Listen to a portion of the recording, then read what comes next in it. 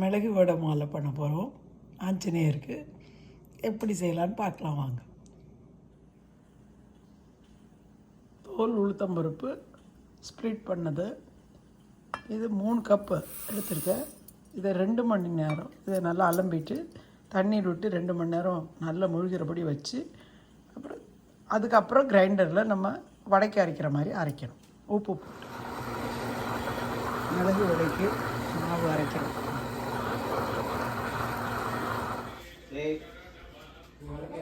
இவ்வளோ மாவுக்கு இவ்வளோ உப்பு, மிளகு பொடி, இவ்வளோ ஒரு உருண்டை மாவுக்கு இவ்வளோ அரிசி மாவு, மிளகு, உப்பு எல்லாத்தையும் சேர்த்து கெட்டியாக பசஞ்சு பண்ணி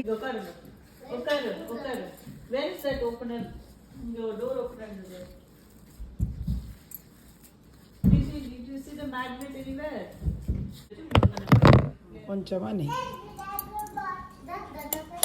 ஒரு பேட்சுக்கு விட நெய்.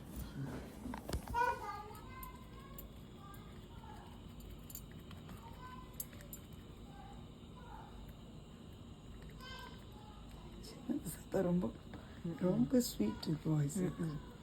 அது பொண்ணு மாதிரி குரல். ஆமாம்,